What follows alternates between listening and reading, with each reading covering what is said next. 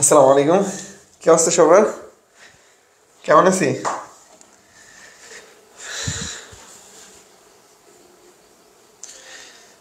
জাভিদ ইউনিটের জন্য এই ক্লাস কতটুকু ইফেক্টিভ? হ্যাঁ, ইফেক্টিভ, কারণ ইম্পর্টেন্ট জিনিসই তো এখানে আছে। বা আমরা যেগুলো কোশ্চেন সলভ করবো এগুলো কোশ্চেন থেকেই হচ্ছে বিভিন্ন ভার্সিটি বলো, যে কোনো ভার্সিটিতে কোশ্চেন আসতে পারে। কারণ একটা চ্যাপ্টারের সবচেয়ে ইম্পর্টেন্ট টপিকগুলো হচ্ছে, বা সবচেয়ে ইম্পর্টেন্ট এমসিকিউগুলো হচ্ছে পিছনে দেওয়া আছে। তো হুবহু হয়তো কমন পড়বে না, বাট ভালোই কমন পড়বে।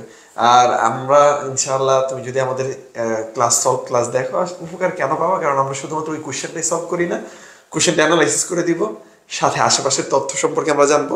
সো আশা করি তোমার জন্য হেল্পফুল হবে। কারণ শুধুমাত্র ওই এমসিকিউটাও না, ওই টপিকের টুকটাক আমরা যেগুলো ইম্পর্টেন্ট কথা সেগুলো জেনে যাবো। সো একটা টপিক সম্পর্কে তোমার ভালো ধারণা আসবে। ঠিক আছে? সবাই একটু ক্লাসটা শেয়ার দিবা, একটু ক্লাসটা শেয়ার করে দাও। ইনশাল্লাহ এখন থেকে প্রতিদিনই আমরা এই সময়টাতে ইনশাল্লাহ চেষ্টা করব যে কেমিস্ট্রি এমসিকিউ সলভ করার জন্য। তাহমিদের হাতটা ভালো হইলে ও ফিজিক্স এমসিকিউ সলভ করবে। আর তানভীর আন্তর্জাতিক নিচ্ছে রাত 10টায়। তো ব্রাদার সাজেশনে আমাদের প্রতিদিনই টানা 3টা করে ক্লাস চলবে ইনশাল্লাহ। আপাতত এখন 2টা, তাহমিদ সুস্থ হইলে একটু তখন হচ্ছে 3টা করে চলবে। সো যারা হচ্ছে এমসিকিউ হচ্ছে একটু নিজেরা সলভ করতে সমস্যা, তারা আমার সাথে সলভ করতে পারো। ঠিক আছে? আশা করি হেল্পফুল হবে। তাহলে কথা না বাড়ায় চলো শুরু করে দিই।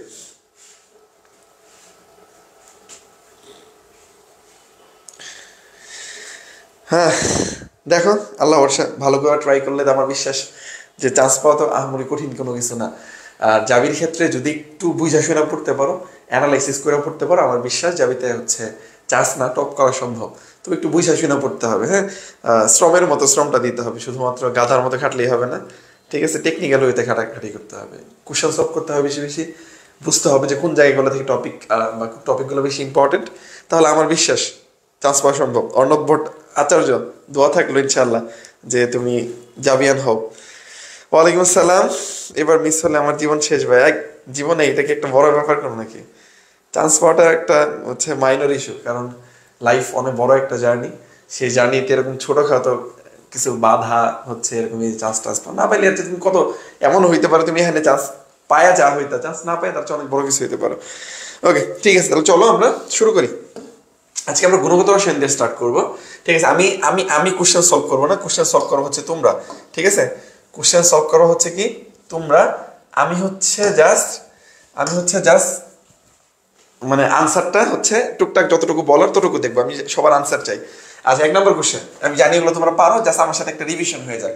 রাদারফোর্ডের আলফা কণা বিচ্ছুরণ পরীক্ষার কোন পদার্থের প্রলেপযুক্ত পর্দা থাকে? যারা জানি তারা সবাই কমেন্ট করবা। ঠিক আছে? আমি একটু টুকটাক একটু যদি বলি, তাহলে এখানে একটা কোশ্চেন আছে যে রাদারফোর্ডের যে পরীক্ষাটা হয় সেটা আলফা কণা দ্বারা হয়। তোমরা অ্যান্সার করবা, আমি টুকটাক ইনফরমেশনগুলো, গুরুত্বপূর্ণ ইনফরমেশনগুলো দিতে থাকি। তাহলে আবার এই রাদারফোর্ডের পরীক্ষাটা করা হয় আলফা কণা দ্বারা। তাহলে ভাই আলফা কণা কোনটা? আলফা কণা হচ্ছে দ্বিধনাত্মক হিলিয়াম। দ্বিধনাত্মক কি? হিলিয়াম। হিলিয়ামের ভর হচ্ছে 4, পারমাণবিক সংখ্যা হচ্ছে বা প্রোটনের সংখ্যা হচ্ছে কত? 2। এইটাই হচ্ছে একটা আলফা কণা। তাহলে প্রথমত কথা, রাদারফোর্ড পরীক্ষা করছে আলফা কণা। আলফা কণাটা হচ্ছে দ্বিধনাত্মক হিলিয়াম, যেটার ভর হচ্ছে 4, যেটা হচ্ছে কি পারমাণবিক সংখ্যা হচ্ছে কত? 2। ঠিক আছে? এখন এই রাদারফোর্ডের পরীক্ষা থেকে আমি বলছি সবাই যেন আনসার করে। ঠিক আছে? যারা দেখতেছে একটু হাতটা নড়ে, একটা আনসার করবে। হ্যাঁ, হাতে তো কারোই হয় নাই, মানে কি যে বলে, হাতটা তো অকেজো হয়ে যায় নাই, তাই না? তাহলে একটা অ্যান্সার করবা। তাহলে হচ্ছে কি, এই পরীক্ষার সাহায্যে আমরা কি আবিষ্কার করতে পারি?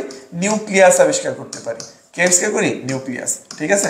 নিউক্লিয়াস আবিষ্কার করি। তাহলে আমরা 3টা জিনিস জানলাম, যে নিউক্লিয়াস আবিষ্কার করা হয় রাদারফোর্ডের পরীক্ষায়, রাদারফোর্ডের পরীক্ষায় আলফা কণা ব্যবহার করা হয়, আলফা কণা হচ্ছে এইটা। সো বাকিগুলো একটু তোমরা দেখে রাখবা। আর এখানে যে প্রলেপযুক্ত পর্দাটা থাকে সেটা হচ্ছে কি, এই যে জিঙ্ক সালফেটের পর্দা থাকে। তাহলে যারা জিঙ্ক সালফেট বলছো তাদেরটা হয়ে গেছে। আচ্ছা, চলো এর পরেরটা দেখি কে বলছে। হ্যাঁ, প্রীতিলতা, ওকে। দেব বলছে, ইয়াসমিন, জেরিন, আরে সবাই গুড, সাবাস। এই তো এরকম করলে না ভালো লাগে। আর সবাই একটু ক্লাসে শেয়ার করে দিও। আচ্ছা, ওকে, 2 নম্বর কোশ্চেনে আসো। 3p অরবিটালের বেলায় n ও l এর মান, ঠিক আছে, কোনটি হবে? ঠিক আছে? আচ্ছা, তাহলে এখানে এই যে n l এগুলো হচ্ছে কোয়ান্টাম সংখ্যা। আমরা জানি 4 ধরনের কোয়ান্টাম সংখ্যা আছে। ঠিক আছে? তার মধ্যে কি কি আছে? n হচ্ছে প্রধান কোয়ান্টাম সংখ্যা, l সহকারী কোয়ান্টাম সংখ্যা, তারপরে কি আছে? এস হচ্ছে স্পিন কোয়ান্টাম সংখ্যা, তার আগে হচ্ছে চুম্বক কোয়ান্টাম সংখ্যা, আর হচ্ছে স্পিন কোয়ান্টাম সংখ্যা। ঠিক আছে? আচ্ছা, এখন গুরুত্বপূর্ণ ব্যাপার যেটা, এই যে পি, ঠিক আছে, S P D F, S P D F, এই যে এগুলো হচ্ছে সহকারী কোয়ান্টাম সংখ্যা বা অরবিটাল বলা হয়। এই এসপিডিএফ এর ভ্যালু আছে, এস এর ভ্যালু হচ্ছে 0, তারপরে সিরিয়াল ওয়াইজ এটা 1, এটা 2, এটা হচ্ছে 3। তাহলে পি এর ভ্যালু কত হয়? পি এর ভ্যালু হচ্ছে 1, ঠিক আছে। আবার তাহলে এই যে এরকম এসপি এগুলা যেগুলো থাকে এগুলো কার ভ্যালু? এগুলো হচ্ছে এল এর ভ্যালু। এটা কি এল সমান সমান হচ্ছে এগুলো, ঠিক আছে। তাহলে আমার এখানে কি দেয়া আছে? পি দেয়া আছে, তাই না? তাহলে পি এর ভ্যালু কত? 1। পি এর ভ্যালু কত? 1। আর আমরা জানি প্রথমে যেটা থাকে সেটা হচ্ছে কি বলতো? প্রধান কোয়ান্টাম সংখ্যা বা শক্তি স্তর যেটাকে আমরা বলি। তাহলে এই যেটা হচ্ছে কি T3P মানে কি কয় নাম্বার শক্তি স্তর? 3 নাম্বার শক্তি স্তর আছে। তাহলে এই 3টা হচ্ছে কার মান? n এর মান। 3টা হচ্ছে কার মান? n এর মান। আর l এর মান কি? ওই যে p আছে, p এর মান কত? এই যে আমরা 1 দেখলাম। তাহলে आंसर কোনটা হবে দেখি? 2 এর খ, ওকে 2 এর বি। আরে সমাজ দেব, সিনথিয়া, জেরিন, আচ্ছা সবাই বলছে কি যে কি হবে? খ হবে। হ্যাঁ, এই যে n এর মান হচ্ছে 3, n এর মান p এর জন্য হচ্ছে কত? 1।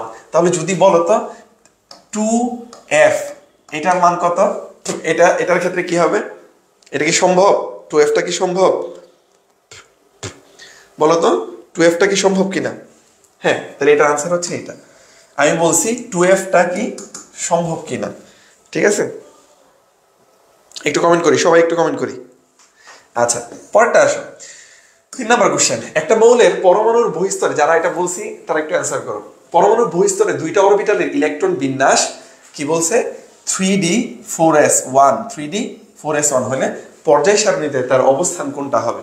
ঠিক আছে, পর্যায় সারণীতে তার অবস্থান কোনটা হবে? আমরা জানি সর্বশেষ শক্তি স্তর যেটা n, n এর মানে এখানে কত দেয়া আছে? 4। তাহলে সর্বশেষ শক্তি স্তর যেটা আছে সেটা সমান সমান হচ্ছে পর্যায় নির্দেশ করে। কি পর্যায় নির্দেশ করে? কি নির্দেশ করে? পর্যায় নির্দেশ করে। তাহলে n এর মান সর্বশেষ কত দেয়া আছে? 3, কিন্তু সর্বশেষ না, সর্বশেষ কিন্তু 4। 3 এর পরেই তো 4 হয়, সর্বশেষ 4ই হবে, তাই না? মান নাই, 2f সম্ভব না। গুড, 2f সম্ভব না। 2f কি না? সম্ভব না। আচ্ছা, কেন 2f সম্ভব না? এই যে 2, n এর মান যখন 2 হয় সে এখান থেকে, এই খেয়াল করো, এইখান থেকে সে মাত্র 2টা মান নিতে পারে। তাহলে একটা মান হচ্ছে s, যার কারণে সে 2s হয়। যেহেতু মান 2, এর জন্য আরেকটা মান শুধু p নিতে পারে, তাহলে 2p সম্ভব, ঠিক আছে। যদি 3f সম্ভব কিনা? 3f ও সম্ভব না, যেহেতু মান 3, এখান থেকে সে 3টা মান নিতে পারবে। কয়টা মান নিতে পারবে? 3টা। একটা s নিবে, একটা p নিবে, আর একটা d নিতে পারবে, ঠিক আছে। তাহলে 3f ও এটাও সম্ভব না, এটাও সম্ভব। ইভেন 2d সম্ভব না, d এর মান কত? 3, 2d ও সম্ভব না। সেগুলো একটু দেখে রাখবো। তাহলে n এর মান যত, সেটা তত নাম্বার পর্যায়। তাহলে আমরা এখানে বুঝতেছি এই যে 3 নাম্বার পর্যায়, এটা বাদ। এটা কি বাদ। তাহলে চতুর্থ পর্যায়ে 3টা আছে, এগুলো 3টা থেকে অ্যান্সার হবে। যারা জানি একটু তারা অ্যান্সার করবো। আচ্ছা, ওকে। তাহলে বাকি কোনটা? বাকি সিস্টেম নিয়মটা হচ্ছে এই যে s এর উপরে কত আছে? s এর যে ভ্যালুটা আছে 1, তার সাথে d এর যে ভ্যালুগুলো আছে কত? 10। এগুলো সবগুলো আমরা কি করে s আর d এর ভ্যালুগুলো যোগ করব। তাহলে এখানে 1 আর এখানে 10, তার মানে কত? 11। তাহলে এটা বুঝাই যাচ্ছে সেটা হচ্ছে গ্রুপ নাম্বার। এটা কি নাম্বার? এটা হচ্ছে গ্রুপ। তাহলে বুঝাই যাচ্ছে 11 নম্বর গ্রুপ। তাহলে 11 নম্বর গ্রুপ 2 জায়গায় আছে, আবার খেয়াল করে, এই যে এক জায়গায়, এই যে এক জায়গায়, 2 জায়গায় আছে, তাই না? কয় জায়গায় আছে? 2 জায়গায়। ও, কিন্তু এটা তো তৃতীয় পর্যায়ে, এটা এমনি বাদ। আচ্ছা, যাই হোক, 2 জায়গায় ছিল। তাহলে বুঝাই যাচ্ছে এই যে 11 নম্বর আছে। কিন্তু ভাই এটা তো বুঝলাম, কিন্তু এইখানে 1b আবার কি? তোমরা যারা পর্যায় সারণীটা খেয়াল করছো, পর্যায় সারণী কিন্তু এরকম 2টা ভাগ আছে, ঠিক আছে। এই যে এরকম মাঝখানে এই যে এখানে ডি ব্লক মৌলগুলো, ঠিক আছে, এখানে কি ডি ব্লক মৌল, তাই তো? এই ডি ব্লক মৌলের ক্ষেত্রে এই যে এটা যদি 1 নাম্বার হয়, এটা 2 নাম্বার, এই যে এটা হচ্ছে 3 নাম্বার, ঠিক আছে। এইভাবে 4 করে যায়, কি হয়েছে? এটা হচ্ছে 13 নাম্বার, ঠিক আছে। কথার কথা, এটা হচ্ছে কত? 13 নাম্বার। তাহলে এই যে এইখানে, আচ্ছা, এই যে এটা হচ্ছে 11 নাম্বার, এইটা হচ্ছে 12 নাম্বার। একটু খেয়াল করলেই দেখবা পর্যায় সারণীটা যার সামনে আছে, ঠিক আছে। মজার ব্যাপার হচ্ছে এই যে আগে এটা হচ্ছে এস ব্লক মৌল, এটা তো ডি ব্লক, এই পাশেরটা পি ব্লক মৌল। এস আর হচ্ছে পি, এই দুইটা হচ্ছে আগে বলা হইতো এ উপশ্রেণী। কি? এ উপশ্রেণী, ঠিক আছে, এ উপশ্রেণী। আর বি উপশ্রেণী কোনটা ছিল? এই যে ডি ব্লক মৌলগুলা প্লাস এফ ব্লক মৌলগুলা হচ্ছে কি বি উপশ্রেণী ছিল। এই যে 11 নম্বর যে গ্রুপটা আছে, এই 11 নম্বর গ্রুপকে বলা হয় 1b। তাহলে 12 মানে 2, এই যে লাস্টের 2 নিবা, তাহলে 2b, ঠিক আছে। আর তাহলে 3 কোনটা? এই যে এটাই হচ্ছে 3b। তাহলে এই পর্যন্ত 4b 5b করে যাবে। এখানে একটা জিনিস অনেকের খটকা লাগতে পারে, 8b যেটা, ঠিক আছে, 8b এর মধ্যে গ্রুপ আছে 3টা। 8b তে গ্রুপ আছে কয়টা? 3টা, ঠিক আছে। তাহলে এই কোন 3টা, এটা যারা জানো তারা একটু কমেন্ট করো, ঠিক আছে। তাহলে এই যে কেন 11 মানে কত? এই যে 11 মানে হচ্ছে কি, এই যে 11 লাস্টে 1 দিয়ে 1 শুরু হবে, তাহলে এই যে এটা হচ্ছে 1b। এখানে যদি 12 হইতো তাহলে কি হতো, এই 2 দ্বারা আমরা মনে রাখতাম কত হচ্ছে, এটা হইতো কি 2b। বুঝতে পারছি? আর 3b, তাহলে এটা নিয়ে আর ঝামেলা নাই। 3 মানে 3b, ঠিক আছে? 3 মানে কি 3b হবে। ক্লিয়ার? তাহলে আনসার হচ্ছে কি, এটার আনসার হচ্ছে ক। ওকে, ঠিক আছে। তারপর একটা, বিদ্যুৎ চুম্বকীয় বিকিরণের সর্বাধিক তরঙ্গ দৈর্ঘ্যের পরিসর নিচের কোনটা? ঠিক আছে, তরঙ্গ দৈর্ঘ্য, এই যে কোশ্চেনটা, এই কোশ্চেনটা থেকে এই বছরও মেডিকেল একটা কোশ্চেন আসার সম্ভাবনা অনেক বেশি। ঠিক আছে, কোশ্চেন আউট করে দিলাম। এই যে তরঙ্গ দৈর্ঘ্যের যে পার্টটা আছে, এখান থেকে একটা কোশ্চেন আসার সম্ভাবনা অনেক বেশি। তাহলে তরঙ্গ দৈর্ঘ্য সবচাইতে ক্ষুদ্রতম তরঙ্গ দৈর্ঘ্য যেটা, নর্মালি ক্ষুদ্রতম মহাজাগতিক রশ্মি, কিন্তু নর্মালি তোমার বইয়ে বা কোশ্চেন আসলে গামা থেকে শুরু হয়। তাহলে সবচেয়ে ক্ষুদ্র হচ্ছে গামা, তারপরে কি এক্স রে, এইভাবে আস্তে আস্তে সবশেষে এসে সবচেয়ে বড় কোনটা, রেডিও বা টেলিভিশন তরঙ্গ দৈর্ঘ্য হচ্ছে সবচেয়ে বড়। সবচেয়ে বড় কোনটা? টেলিভিশনেরটা। সবচেয়ে বড় কোনটা? টেলিভিশনের তরঙ্গ দৈর্ঘ্য। তাহলে এই যে তরঙ্গ দৈর্ঘ্যের যে ছকটা আছে, এটা খুব সুন্দরভাবে পড়ে ফেলবা। ইভেন এদের প্রত্যেকটা ভ্যালু মান সহ পড়ে ফেলবা। ইউভি রশ্মি কত বলতো, 10 থেকে 380 পর্যন্ত পড়বা। এক্স রে মান পড়বা। অবহেলিত, অবলোহিত, এটার মান পড়বা। টেলিভিশন তরঙ্গ সবগুলোর মান সহ পড়বা। ইভেন দৃশ্যমানের যে মানগুলা ভিতরে আছে, বেগুনি মেগুনি, ঠিক আছে, সেগুলো বেনিয়া সহ কলা, সেগুলোও পড়বা। এখানে একটা জিনিস গুরুত্বপূর্ণ যেটা আসতে পারে তোমাদের পরীক্ষায়, সেটা হচ্ছে একটা জিনিস মনে রাখবো, শক্তির সাথে তরঙ্গ দৈর্ঘ্য সম্পর্ক কি। ঠিক আছে, আচ্ছা, তাহলে এটা হচ্ছে কি যে ডেল ই বা শক্তির পরিবর্তন। আমরা মনে রাখবো তরঙ্গ দৈর্ঘ্যের সাথে এই চ্যাপ্টারে যত কিছু আছে সবকিছুই ব্যস্তানুপাতিক। সবকিছুই কি? ব্যস্তানুপাতিক। তাহলে সবকিছু কি কি আছে? শক্তি ব্যস্তানুপাতিক। ওকে, আর কি আছে? নিউ বার বা তরঙ্গ সংখ্যা, সেটাও ব্যস্তানুপাতিক। এরকম যা আছে এই চ্যাপ্টারে সবই হচ্ছে কি ব্যস্তানুপাতিক হয়। ঠিক আছে, তাহলে আবার তরঙ্গ দৈর্ঘ্যের সাথে শক্তি কি ব্যস্তানুপাতিক। তাহলে বলো, এইটার তরঙ্গ দৈর্ঘ্য যেহেতু বেশি, তাহলে এর শক্তি কি হবে? এর শক্তি তাহলে সবচেয়ে কম। এর শক্তি সবচেয়ে কি কম। আবার গামা রশ্মি, গামা রশ্মির তরঙ্গ দৈর্ঘ্যটা কি আমি বলছি? সবচাইতে কম তরঙ্গ দৈর্ঘ্য এটা। তাহলে শক্তি কি হবে? শক্তি হবে সবচাইতে বেশি হবে। শক্তি কি হবে? সবচাইতে বেশি হবে। আবার ব্যস্তানুপাতিক মানে কি? উল্টা হবে। ব্যস্তানুপাতিক মানে কি? উল্টা হবে। ঠিক আছে, ক্লিয়ার? তাহলে এই জিনিসটা খুব সুন্দরভাবে মনে রাখবো আমরা, যে তরঙ্গ দৈর্ঘ্যের সাথে সবার কি সম্পর্ক? ব্যস্তানুপাতিক সম্পর্ক। ক্লিয়ার? ওকে, ঠিক আছে। তারপরে কোশ্চেনটা খুবই ইম্পর্টেন্ট একটা কোশ্চেন। আচ্ছা, 5 নম্বর কোশ্চেনটা দেখো। 5 নম্বর কোশ্চেনটা দেখো। বলছে 4টা কোয়ান্টাম সংখ্যার মানের কোন সেটটা একটা ডি ইলেকট্রনের জন্য সঠিক। ঠিক আছে, ডি ইলেকট্রনের জন্য সঠিক। এতদিন পরে আসছে, আসলে একটু কনফিউজড আমি। আমার নাই তো রাতে কিন্তু ক্লাস আছে। আজকে রাতে নিজের ক্লাসের ডেমো দেওয়ার জন্য আসছে। রাত 10টায় ক্লাস আছে। ঠিক আছে, আজকে হলো আমরা শেক্সপিয়ার করবো। ঠিক আছে, তোর বাইরেও পড়াই না, আমরা শেক্সপিয়ার পড়াই দেবো আজকে। ওদের জলদি পড়াই দাও আজকে। শেক্সপিয়ারের কি গেলে প্লে কি কি আছে, কমেডি কি কি আছে, এগুলো ওদের আছে। আর শেক্সপিয়ার তো প্রশ্ন আছে সবসময়। শেক্সপিয়ার আর হলো Leo Tolstoy, war and peace. এটা আন্তর্জাতিক থেকেও আসে, ইংলিশ থেকেও আসে। ইংলিশে লিটারেচার আছে না, তাহমিদের সময় যেমন আসছিল একটা। আচ্ছা আচ্ছা, রাতে পড়াবো আজকে শেক্সপিয়ার। হ্যাঁ, আর তাহলে প্রতিদিন দুপুরে 3:30টায় হবে কেমিস্ট্রি। 3:30টায় মাহমুদ ভাইয়ের কেমিস্ট্রি আর কি। হ্যাঁ, আর 10টায় ইনশাল্লাহ আমার ক্লাস থাকবে ইনশাল্লাহ। এটা প্রতিদিনই। তাহমিদ ভালো হইলে যে সন্ধ্যা 7টার দিকে তাহমিদের ফিজিক্স থাকবে। ফিজিক্স ব্রাদার সলিউশন জীবন মরণ দিয়ে খাবে তোমাদের জন্য ইনশাল্লাহ। বা একটু শেয়ার দিয়ে দিতে ভাই। কালকে গেলা যে জেরিন আমার খুব ভালো লাগছে যে ভাই শেয়ার তো দেই, বদমাশ গুলো অনেক কোনো কাজ কাম নাই, দাও দাম কর না। আরে সুন্দরটা কমেন্ট করছি। এরকম শেয়ার আর মেনশন একটু দিতে হবে আর কি, তাহলে ভাইরা একটু উৎসাহ পাবে। হ্যাঁ, মাহমুদ ভাই আমি তো অনেক জোর করে ক্লাস নিয়ে যাইতেছি। তুই যারা ক্লাস না করস তাহলে কিন্তু ভাই ক্লাস নেবে না। এটা সত্যি কথা। ঠিক আছে, ওরে ও শর্ত দিছে তোর ভাই শর্ত দিছে যে সকল কিছু তাকে রেডি করে দিতে হবে। মানে প্রশ্নের এই যে পিডিএফ, এই আর কি বলে বোর্ড, তারপরে হলো মোবাইল টোবাইল, এগুলো সব রেডি করে দিতে হবে। সে জাস্ট আসবে, আইসা এরা ক্লাস নেবে। মানে তিনি আসলেন, দেখলেন, জয় করলেন, বিসির মতো আজকে পড়াতে এসেছে। হ্যাঁ, তো তিনি আসলেন, দেখলেন, জয় করলেন। তোর মাহমুদ ভাই হলো এরকম বলছে, আমার সব রেডি করে দিলে আমি আইসা ক্লাসটা নিয়ে দিব। তো এই জায়গায় এই শর্তে রাজি হয়েছে আর কি। এত কষ্ট করে তোর ভাইয়ের রাজি করাইছি নিজের পড়াশোনা বাদ দিয়ে। নিজের পড়াশোনা বাদ দিয়ে হচ্ছে এখন তোরা যদি ঠিকঠাক মতো ক্লাস না করস, আমি তোরা প্রতিদিন আমার নিজের পড়াশোনা, আমি লাইব্রেরিতে থাকি, লাইব্রেরিতে দৌড়ে প্রতিদিন আসি রাত 10টার সময় ক্লাস নেওয়ার জন্য, নইলে আমি রাত 11টা পর্যন্ত লাইব্রেরি খোলা থাকে আমার। আমি কিন্তু আসতাম না 10টার সময়, শুধুমাত্র তোমাদের জন্য আসতেছি। সো এটা যাতে নিজেরা একটু মানে বুঝতে পারো। মেইন রিজন হচ্ছে যেহেতু কেমিস্ট্রি অনুশীলন থেকে হুবহু কমন পড়ে, ঠিক আছে, ফিজিক্স থেকে কমন পড়ে, আর আন্তর্জাতিক যেহেতু তোমাদের প্রবলেম ছিল, তাই হচ্ছে এই কারণে। ছবি তুল জায়গা। আরে ঠিক আছে, যা যা সব তাড়াতাড়ি নামাজে তুমি শুনে গেছে, নামাজ পড়তে যেতে হবে। আমি বললাম নামাজ কেমন পড়তে হবে, 5 ওয়াক্ত। হ্যাঁ, নামাজ কালাম না বললে কিন্তু লাভ নেই। আচ্ছা ওকে, তাহলে আমরা যেটা বলতেছিলাম, খুবই গুরুত্বপূর্ণ একটা কোশ্চেন, 4টা কোয়ান্টাম সংখ্যার মানের কোন সেটটি একটি ডি ইলেকট্রনের জন্য সঠিক? ঠিক আছে। আচ্ছা, এটার সিস্টেমটা হচ্ছে, দেখো যারা জানি তারা একটু অ্যান্সার করো, যারা না জানো আমার সাথে দেখো। আমরা বলছি 4টা কোয়ান্টাম সংখ্যা এন, এল, এম আর হচ্ছে এস। আমি ওনারা সবসময়, আমি গ্রামে অঞ্চলে ছোটবেলা প্রাইমারি যুগে তোমাদের ফিরে নিয়ে যায়। প্রাইমারিতে যারা প্রাইমারিতে পড়াশোনা করছো, সবার প্রধান কে থাকে? প্রধান শিক্ষক, ও হচ্ছে সবচেয়ে পাওয়ারফুল। এরপর হচ্ছে সহকারী শিক্ষক, তাই না? সহকারী শিক্ষক নর্মালি গ্রাম অঞ্চলে পাওয়ার আলাদা কোনো রুম থাকতো না আমাদের যে প্রাইমারিগুলো ছিল। কিন্তু যদি প্রধান শিক্ষক না থাকে তাহলে কিন্তু কি সহকারী শিক্ষক অনেক পাওয়ারফুল, তাই না? সহকারী শিক্ষক পাওয়ারফুল।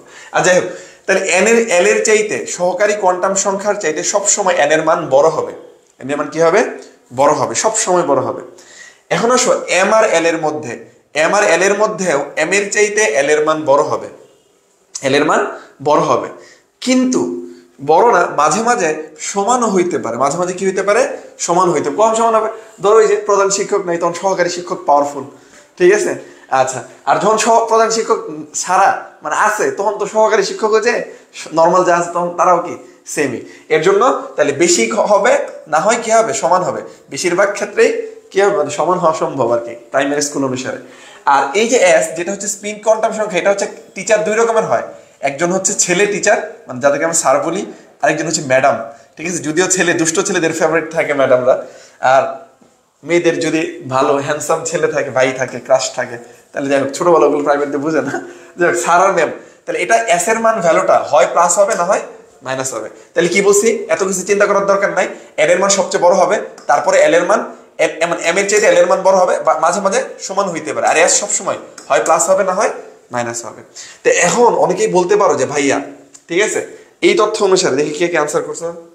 4, 6 পর্যন্ত কিছু 4-এরটা আনসার কর। আচ্ছা 5-এরটা আনসার কর। 5-এর কি হবে? ডি হবে।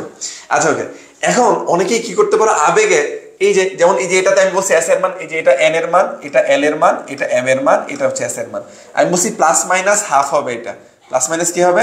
হাফ হবে, 0। তাহলে তো এটা প্রথমেই বাদ, এটা কি প্রথমেই বাদ, এটা সম্ভব না। এখন আসো বাকি ক্ষেত্রে আমরা বলছি এই যে 2 নাম্বারটা হচ্ছে এল এর মান, 2 নাম্বারটা হচ্ছে এল এর মান, 2 নাম্বারটা হচ্ছে এল এর মান। দেখো খুবই কোশ্চেনটা কিন্তু খেয়াল করার মতো, যে বলছে যে ডি ইলেকট্রনের জন্য কোনটা সঠিক, ডি ইলেকট্রনের জন্য কোনটা সঠিক, ঠিক আছে? আচ্ছা ওকে, ডি ইলেকট্রনের জন্য কোনটা সঠিক হবে? ডি ইলেকট্রনের জন্য এল এর মান কত আমরা জানি, এস এর জন্য হচ্ছে 0, পি এর জন্য হচ্ছে কত 1, ডি এর জন্য কত হয় 2। তাহলে দেখো এই যে এল এর মানে এখানে 3, এটা সম্ভব না। এল এর মান 3, এটা সম্ভব না।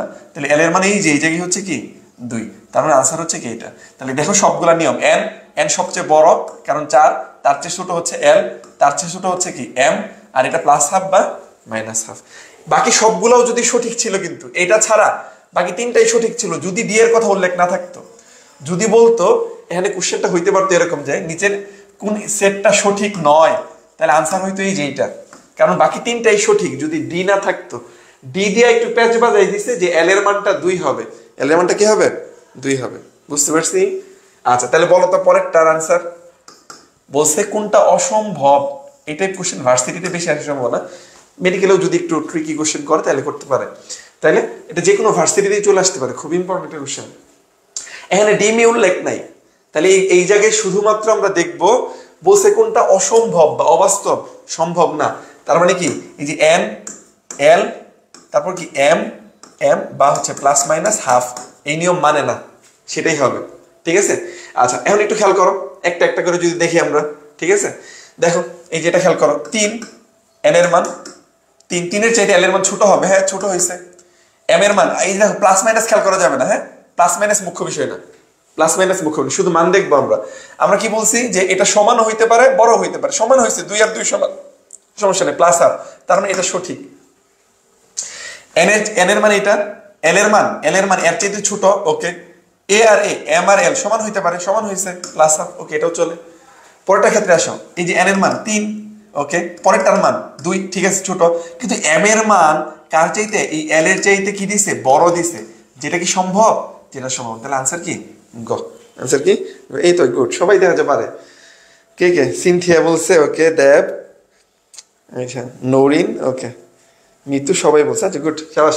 পরেরটা, মস্তিষ্কের টিউমার, মস্তিষ্কে, একটা বাদ গেছে, 7 নাম্বারটা। আচ্ছা দেখো, আইসোটোপ, ঠিক আছে, নিউট্রন সংখ্যা কত, এত আইসোটোপের নিউট্রন সংখ্যা কত, ঠিক আছে।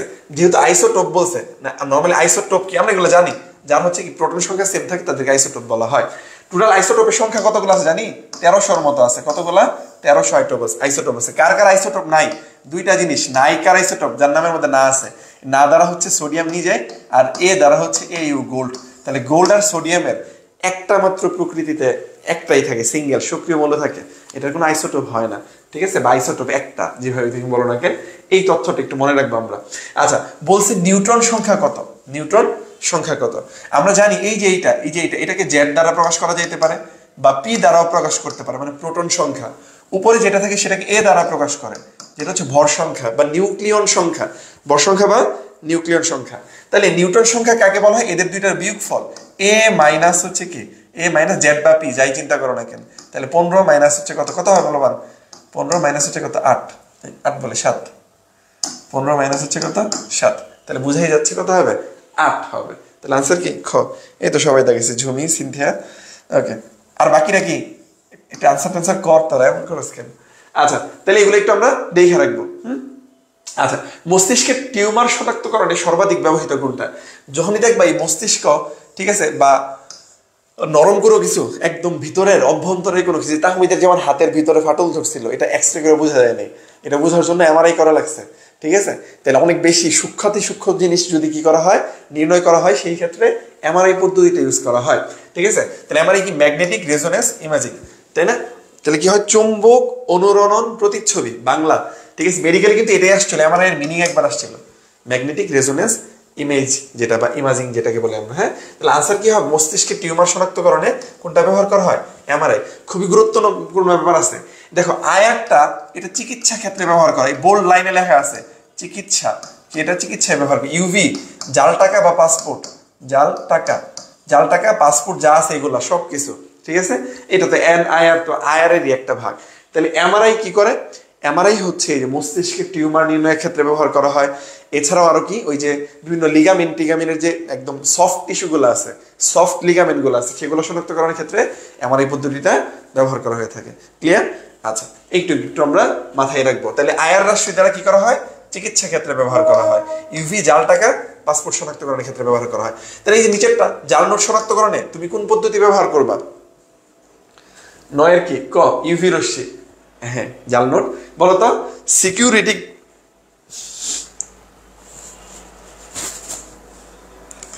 আচ্ছা তাহলে কি হবে, এ হবে। আচ্ছা ডটটা একটু জানেন, ডটটা একটু জানতে পারো, ডটটা হচ্ছে এনআইআর এর একটা পদ্ধতি, ঠিক আছে। এনআইআর, নিয়ার আয়ার রশ্মি যেটা, সেটা, ঠিক আছে, যেটা হচ্ছে কি করে, ডিফিউজ অপটিক্যাল টোমোগ্রাফি মনে হয়, ঠিক আছে, যেটা হচ্ছে মস্তিষ্কের ক্ষত নির্ণয়ের ক্ষেত্রে ব্যবহার করা হয়, ঠিক আছে। এনআইআর, ঠিক আছে, এনআইআর এর ক্ষেত্রে ব্যবহার করো, একটু বারটা একটু দেখে নিবা। তাহলে আনসার কোনটা, ইউভি। বাকি হলো তো আমরা বললামই, এটা হচ্ছে রোগ নির্ণয়, এমআরআই হচ্ছে রোগ নির্ণয়ের ক্ষেত্রে ব্যবহার করা হয়, রোগ নির্ণয়, ঠিক আছে, নির্ণয়, ঠিক আছে, রোগ নির্ণয় হচ্ছে এমআরআই, চিকিৎসা ক্ষেত্রে হচ্ছে আয়ার, জাল টাকা পাসপোর্টে হচ্ছে এইটা, ঠিক আছে। এগুলো একটু দেখে রাখবো। বোর পরমাণুতে একটা ইলেকট্রনের চতুর্থ শক্তি স্তর, কোন শক্তি স্তর আছে, চতুর্থ শক্তি স্তরে একটা পূর্ণ আবর্তন করতে কয়টা পূর্ণ তরঙ্গ সৃষ্টি করে, এটা খুবই সহজ একটা হচ্ছে এমসিকিউ। সেটা কি, এই যে দেখো এখানে কি আছে, যত নাম্বার শক্তি স্তর বলবে, যত নাম্বার শক্তি স্তর বলবে ততগুলাই আবর্তন করবে। কত নাম্বার শক্তি স্তর বলছে বলো তো, 14 নাম্বার শক্তি স্তর। তাহলে আবর্তন 14 বলে 4 নাম্বার শক্তি স্তর। তাহলে আনসার কত হবে বল, বলামান আনসার কত হবে, কি বলছি, যত শক্তি স্তর ততই তার হচ্ছে আনসার। ঠিক আছে, কত নাম্বার আছে? 4 নাম্বার শক্তি স্তর। তাহলে কি হবে বলো তো? ঘ হবে, তাহলে 4ই হবে। তাহলে আবার কতগুলা পূর্ণ আবর্তন বা পূর্ণ তরঙ্গ সৃষ্টি করা সম্ভব? যতগুলা থাকবে। এখানে যদি বলতো তৃতীয় বলতো তাহলে কত হইতো? কতগুলা হইতো? 3টা হইতো। দ্বিতীয় বললে 2টা হবে, যা আছে তাই। 11 নম্বর কোশ্চেন, এটা একটা হচ্ছে কি বলে মুখস্থ বিদ্যা কোশ্চেন। হ্যাঁ, এই কোশ্চেনটা মেডিকেল আসছিল মনে হয়। সো এই কোশ্চেনটার যে টপিকটা আছে মৌলিক মানে শিক্ষা পরীক্ষার ক্ষেত্রে, ঠিক আছে, ওই পার্টটা একটু দেখে নিবে। হ্যাঁ, এটার মান যদিও 70, সোডিয়ামেরটা অনেক কয়েকটা জিনিসের আছে, ম্যাগনেসিয়াম টেকনিশিয়াম গোল্ডের মনে হয় কি কি জানি আছে, ওটা একটু দেখে নিও। হ্যাঁ, আচ্ছা, তাহলে 570 হচ্ছে এটা, যে সোডিয়ামের শিক্ষা পরীক্ষায় কত তরঙ্গের বর্ণায় সৃষ্টি হয়। ঠিক আছে, 2টা তৈরি হয় সোডিয়ামের জন্য, একটা হচ্ছে 570। আবার বলতেছি এই পার্টটা মুখস্থ বিদ্যার জন্য একবার আসছিল মেডিকেলে, সো এটা একটু দেখে রাখতে পারো। রিডবার্গ ধ্রুবকের মান কোনটা? রিডবার্গ ধ্রুবকের মান কোনটা? ঠিক আছে, বলো তাড়াতাড়ি দ্রুত। রিডবার্গ ধ্রুবকের মান কোনটা? ওকে, দেখো এই যে এই মানটা কার জানি আমরা? এটা হচ্ছে প্লাঙ্কের ধ্রুবকের মান, তাই না? এটা এইচ সমান সমান এটা, এইচ সমান সমান হচ্ছে এটা কি ধ্রুবক? প্লাঙ্কের ধ্রুবকের মান। কিন্তু এই মানটা কি সঠিক? যারা জানো এটা আনসার করো, আমি কিন্তু রিডবার্গ ধ্রুবকের মান আনসার চাইছি তোমাদের কাছে। বাকিগুলা নিয়ে আমরা 4টা কোশ্চেন নিয়ে এক্সপ্লেনেশন দিচ্ছি। দেখো এখানে দেওয়া আছে কেলু জোল সেকেন্ড। ঠিক আছে, মনে রাখবো এটা কিন্তু কেলু জোল না, এটা জোলের মান দেওয়া। হ্যাঁ, জোল সেকেন্ডের মান দেওয়া। যদি কেলু জোল হয় তাহলে তখন এটা কি হবে? এখানে 37 হইতো। ঠিক আছে, আচ্ছা সামনে আমরা দেখবো নি, এটা ভুল আর কি। হ্যাঁ, তার যদিও এটা হচ্ছে কি প্লাঙ্কের ধ্রুবকের মান দেয়া। ঠিক আছে, আচ্ছা ওকে, এটা তো আলোর ব্যাগ আমরা জানি। এটা কি জানি? অ্যাভোগাড্রোর সংখ্যা, তাই না? 6.23 × 10⁻23 অ্যাভোগাড্রোর সংখ্যা। ওকে, তাহলে বুঝাই যাচ্ছে রিডবার্গ ধ্রুবকের মান হচ্ছে এইটা। তাহলে এটা নর্মালি সংখ্যা আকারে থাকে। আমি যেভাবে পড়তাম 109, তারপরে কি 6, 7, তারপর কি 8। ঠিক আছে, এইভাবে। ঠিক আছে, এইভাবে পড়তে পারো। যেহেতু এখানে কি আছে? এই যে দশমিক আছে, কয় ঘর আগে? 1 ঘর, 2 ঘর, 3 ঘর, 4 ঘর, 5 ঘর আগে। ঠিক আছে, বা এটাকে যদি মিটার আকারে লেখা হয় তখন হচ্ছে কি 10⁻7 পার মিটারে লেখা হয়। ঠিক আছে, যদি ন্যানোমিটারে লেখা তাহলে কত হবে? 10⁻2 ন্যানোমিটার। ঠিক আছে, পার ন্যানোমিটার। সো এগুলো একটু দেখে রাখবো আমরা। ঠিক আছে, আচ্ছা পরেরটা, নিচের কোন সমীকরণটা সঠিক নয় বলছে? এগুলো নয় খেয়াল করো। দেখবে আমি সবসময়, তুমি যখন মেডিকেলের কোশ্চেন বা যে কোনো ভর্তি পরীক্ষা কোশ্চেন দাগাবা, কোশ্চেনটা শেষে তুমি কলম দিয়ে অবশ্যই 9 থাকলে বা লাস্ট পর্যন্ত যাবা, যায় 9 হয় থাকলে এগুলো একটু গুল্লা দিয়ে রাখবা, তাহলে তুমি নাহলে কিন্তু মিস হয়ে যাবে। অনেক ক্ষেত্রে আবেগে পড়ে আমরা কি করি? ভুল করে ফেলাই। ঠিক আছে, আচ্ছা কোনটা সঠিক সেটা তোমার কাছে জানতে চাইছে। আচ্ছা চলো আমরা সমীকরণগুলো আমরা ছোটবেলায় পড়ছিলাম। সি সমান এফ ল্যামডা, মনে আছে কিনা? এফ ল্যামডা, এই সি এই এফ ল্যামডা কোনটা কি আমরা জানি? এটা কি তরঙ্গ দৈর্ঘ্য, সি হচ্ছে আলোর বেগ। এই এফটা কি? এফ আগে ছিল কম্পাঙ্ক, এখনো কম্পাঙ্ক আছে। ঠিক আছে, আমির হোসেন স্যারের বইয়ে এই এফটাকে হচ্ছে কি লেখা হয়? এন, ফিজিক্সে এন লেখা হয়। হাজারি স্যার বলছে এটাকে নিউ বা ফ্রিকোয়েন্সি বা কম্পাঙ্ক। ঠিক আছে, তাহলে এগুলো সব একই কথা। তাহলে এই জায়গায় আমরা কি লিখতে পারি? নিউ লিখতে পারি। যে নিউ যে যদিও হয় নাই, এই যে এটা আর কি নিউ লিখছে। ঠিক আছে, এটা কি লিখছে? নিউ লিখছে।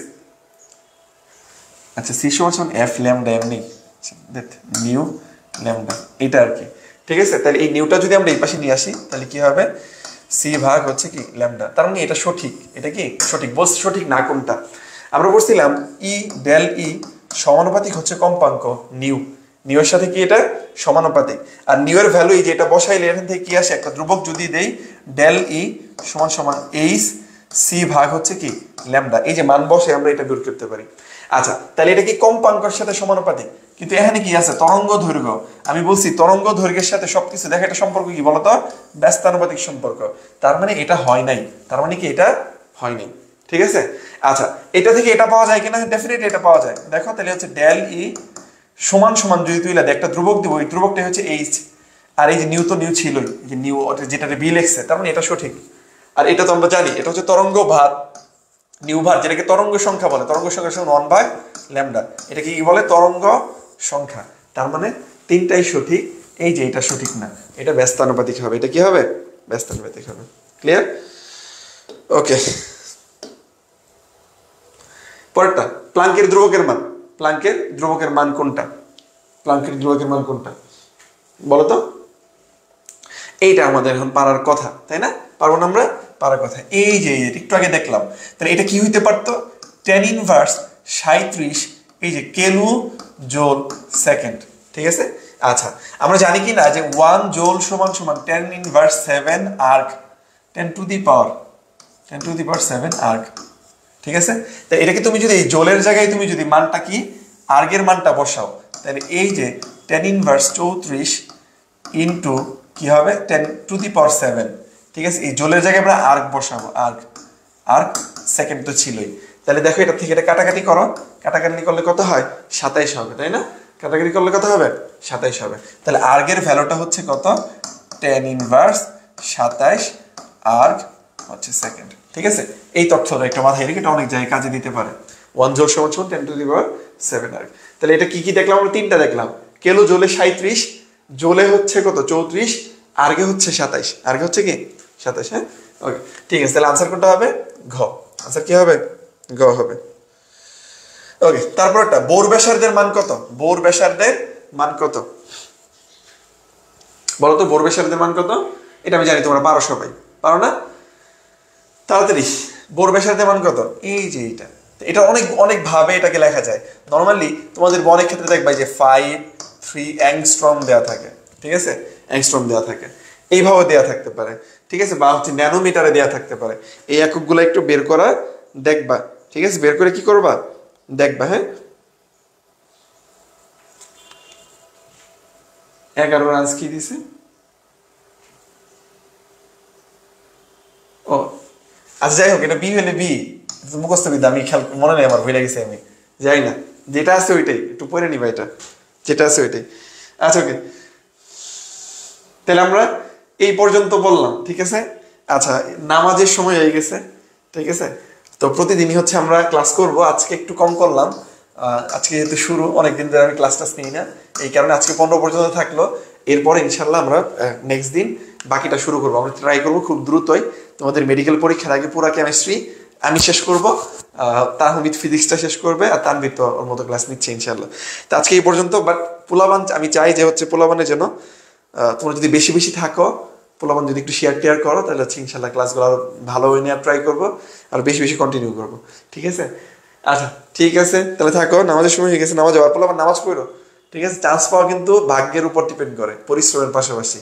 তো আমি জানি পরিশ্রম তো সবাই করো যারা আসলেই চান্স পাইতে চাও, তাহলে বাট চান্স তো সবাই পাবে না, এর জন্য ভাগ্য লাগবে, আল্লাহর রহমত লাগবে, বাবা মার দোয়া লাগবে। সো এগুলোর জন্য কি করতে হবে? বেশি বেশি ট্রাই করতে হবে। চলো সবাই মিলে একসাথে নামাজ যাই, আর মেয়েরা বাসায় নামাজ পড়ে নাও, ঠিক আছে? আল্লাহ হাফেজ, আসসালামু আলাইকুম।